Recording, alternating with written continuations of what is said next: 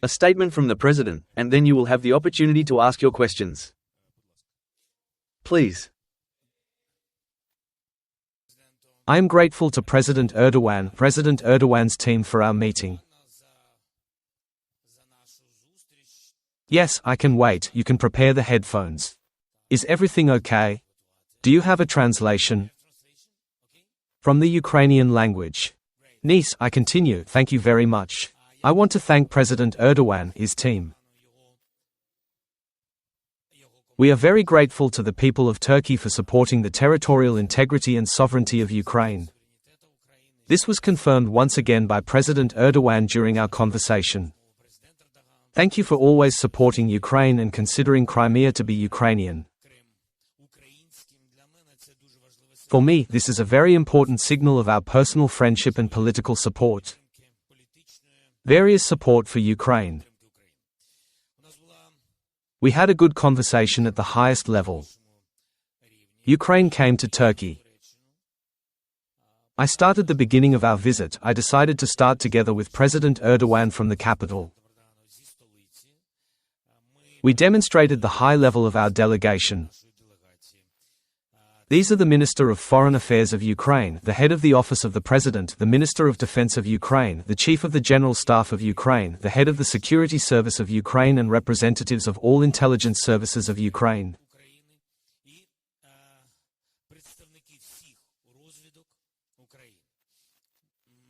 Turkey, I want to note this. Met Ukraine with a delegation at the same level. At the highest level. After we understood the level of the Russian delegation, we see that, unfortunately, they are very frivolous about real negotiations.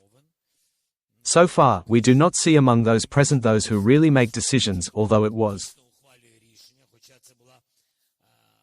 I want to remind you that the proposal of the Russians to direct negotiations, support for President Trump in person that the leaders should meet. But nevertheless, despite the rather low level of representation of the Russian delegation,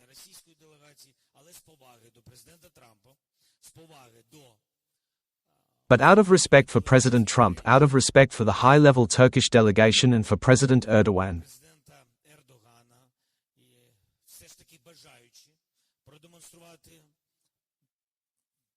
nevertheless, wishing to demonstrate, to try to achieve at least the first steps towards de-escalation, the first steps towards ending the war, namely a ceasefire, I decided to send our delegation to Istanbul now, but not all. Of course, there will be no head of the security service, the chief of the general staff, yes.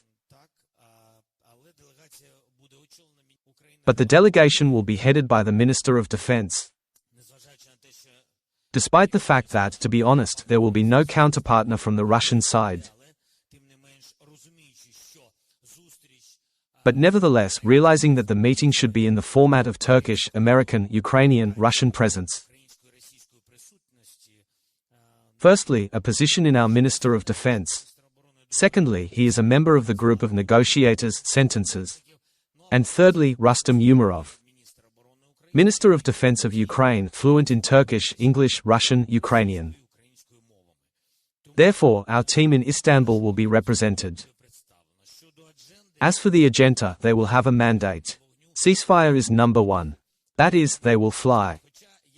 Although I still believe that Russia continues to take these meetings lightly, does not want to end the war. But let's hope that they will demonstrate at least something during the meeting. We talked with the President of Turkey. Tomorrow morning, he and I will join the summit of the European Political Community in Albania in the city of Tirana. In principle, this meeting was arranged in advance. There will be more than 40 leaders. These are our short plans for the near future. Ready for your questions. Colleagues, please have your questions. Let's start with the Ukraine TV channel. This is where the first row is.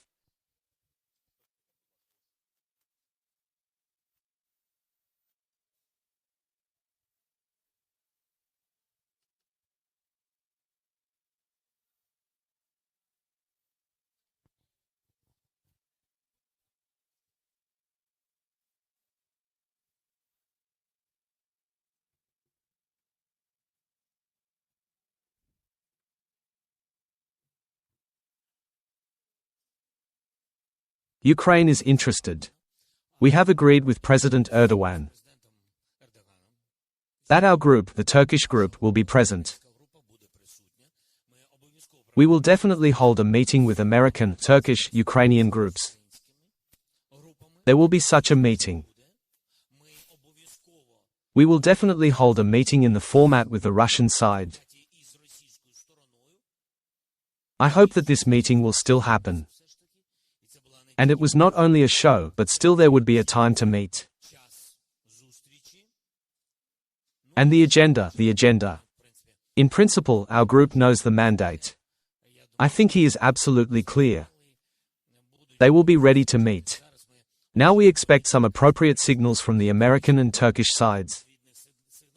I would say specifics. What time does the group meet today, or what time does the group meet tomorrow? Our group, which I am sending to Istanbul, will be there tomorrow. That is, no one will break even a fragile opportunity on the part of Ukraine. We will be constructive, we will be present in various formats that will be agreed. Next question please from the Wall Street Journal. Second row. But the Chief of the General Staff so far, the head of the Security Service and several other people who are in our delegation who have now come with me. And accordingly, I also have nothing to do. Because Putin has not arrived yet or not at all. Nobody knows this, no one knows this. And President Trump, he gave a signal that could appear in addition to this signal which was open in the media. We don't have any other information. Not with me. Wall Street Journal. Mr. President, you said earlier that one of the things you want to discuss is a ceasefire and that there can be no substantive negotiations without a ceasefire. You mentioned the mandate of negotiations tomorrow. Will the teams discuss anything else? And if the Russians refuse to cease fire, will this be the end of the negotiations? Thanks. The question is that this is not the first time negotiations have taken place. Negotiations in various formats. You've seen Saudi Arabia too. You've seen a few encounters. You have also seen meetings in London and in France. Meetings at different venues. Today, Turkey. This is very difficult. They could not communicate together. You know this, Saudi Arabia had slightly different formats. Yes, it was an opportunity.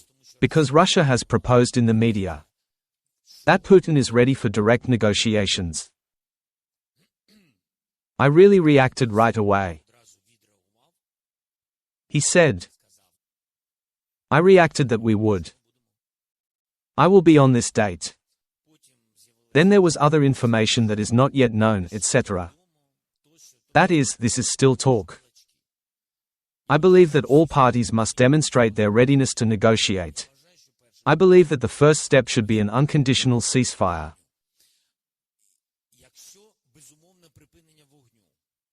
If an unconditional ceasefire can be done today at the level of technical groups without leaders, no questions, you don't have to meet. As you and I have heard that an unconditional ceasefire, such things should be resolved in direct negotiations between the leaders. I'm here. We are ready for direct negotiations. That is all. Now I will give the floor to the Turkish media. I don't know you all well.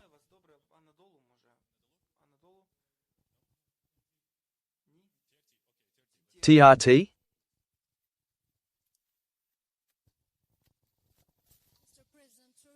Mr. President, Turkey has been a reliable and sincere partner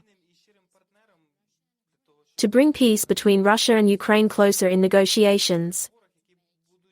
If the negotiations in Istanbul fail, what will be Ukraine's next steps? How do you define a just peace for Ukraine? Thank you. Thanks. I don't want to waste time discussing right now. What is a just peace? 'Cause somebody's going to love it. Someone will be annoyed by it, and so on. We all understand that there must be a just peace, and security in Ukraine must comply with the guarantees of the Charter. First of all, the UN Charter. This is what President Erdogan and all our partners say. And Ukraine confirms this. Everyone must respect the territorial integrity and sovereignty of a particular state. As for today's demonstration or delegation level or decisions, once again, I emphasize, we may not even talk about the level of delegation. If they have the opportunity to agree on something, we are all talking about the result. We demonstrate with our presence and our level that we want a quick end to the war. And all of us, the people who are here, we all have a mandate institutionally from the people of Ukraine or from our legislative powers to agree on appropriate steps leading to the end of the war. On the other hand, we see representatives of the Russian Federation. We understand what this level is. The level of delegation or the level of leaders or some decisions, something. If this demonstration is not available, this means that there is no willingness to talk about the end of the war and make decisions. This means that there is a lack of political will. This means that Russia does not feel that it needs to end this war. This means that there is not enough political, economic and other pressure on the Russian Federation. And so we ask, if there is no ceasefire, if there are no serious solutions, if there are no bilateral meetings, we ask for appropriate sanctions, which will be an incentive for a faster end to the war. Or at least speed up our conversations about it. We want a strong package of sanctions, which we talked about recently. There have been a lot of statements about this in recent weeks.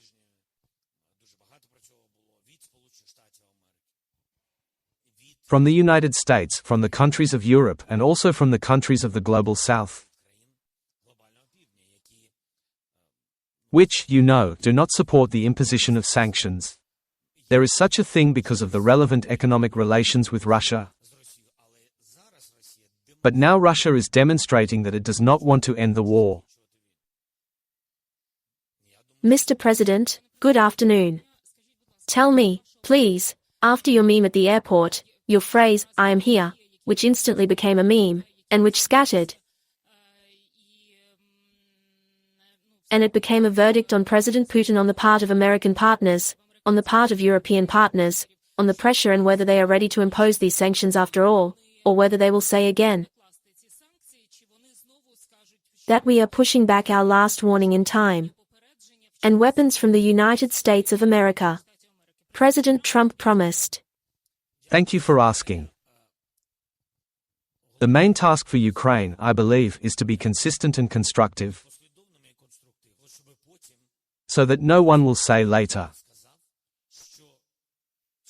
that something there depended on Ukraine and especially on the disruption of certain opportunities.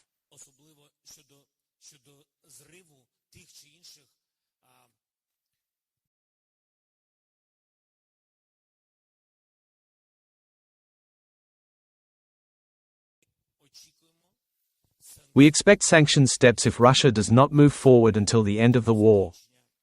Even now, you see that no one says until the end of the war.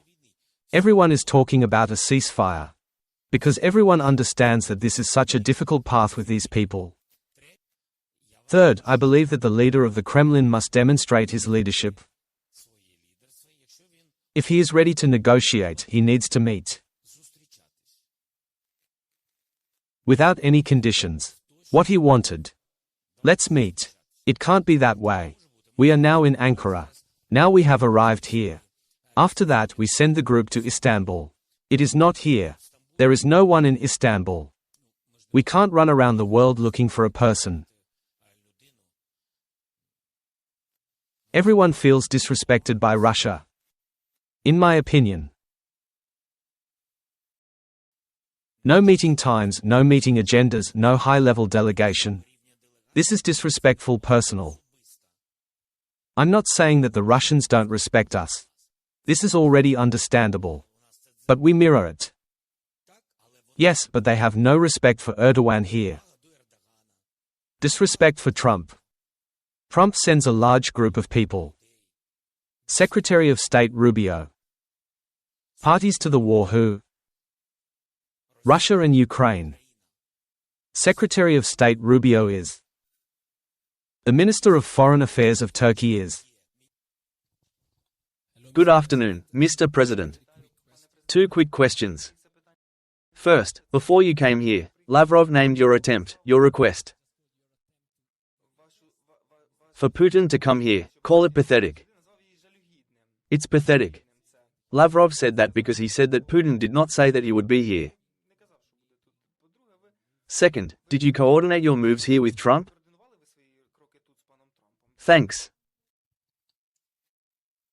We did not coordinate the teams in touch personally with President Trump. We coordinated these relevant actions. We understood that there was a meeting in Turkey. We were sending a high level of delegations. Both of our parties have done this. Then, there's a tour of the Middle East with President Trump and of course, the President of the United States of America will join. Normal political will. He shows that he is ready, wants to help. That's how I perceive it. As for the Minister of Foreign Affairs of Russia, look, I did not make any offers to Putin.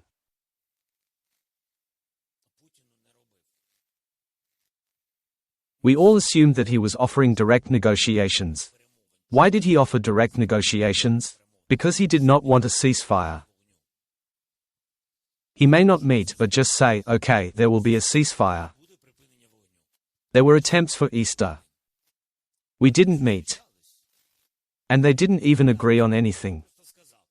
He just said, we want to demonstrate that we will also take some steps. He said that they would not attack Ukraine. Although there are half of the lies, they attacked anyway. But it was reduced. That is, we did not meet, he said it. We decided, okay, let's act in a mirror. And all partners say, support this. Why not? But it is in order to postpone the strong sanctions of the Americans.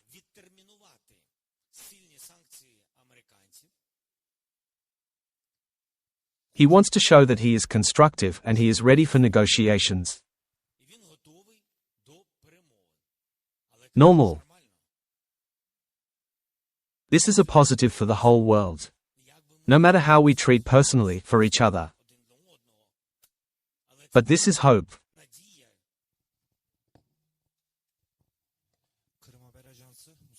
Crimean News Agency. Dear President, we represent the Crimean Tatars in Turkey and in Ukraine, and we are followed even by Ukrainian citizens living on the Crimean Peninsula. And we are a certain platform for communication with the occupied territories. Especially with regard to the latter situation. Some international media stated that in order for Ukraine to achieve peace, it must make territorial concessions. These are comments, of course. And here Crimea is most meant. And that Ukrainian citizens living on the peninsula, we are the indigenous peoples of Ukraine, the Crimean Tatars, no one else has a mandate in this regard. And at the same time, we personally know what this is leading to. There will be certain requests for compromises and territorial concessions. What will Ukraine do? What will be your position? I support the UN Charter. I support that Crimea is Ukraine. Crimea is a Ukrainian peninsula. I support the territorial integrity of Ukraine. We do not recognize the occupation, the temporarily occupied territories. We do not recognize the peninsula as Russian. Crimea is Ukrainian. Crimean Tatars always support us. I am grateful for that. This is my position. I have this position, they have such a position. And most of the world has this position. That's it. Therefore, we cannot discuss territorial issues. This means violating our constitution. The question of territories. What's wrong with them? What's going on? How to restore our territorial integrity? What are the humanitarian crises in one or another part of our temporarily occupied territories? Yes, we are ready. We want to. We need to discuss this. There are many details, but in all the discussions, I emphasize this. This is my unwavering position. Legally, we do not recognize all our temporarily occupied territories, we do not recognize them as Russian. This is the Ukrainian land.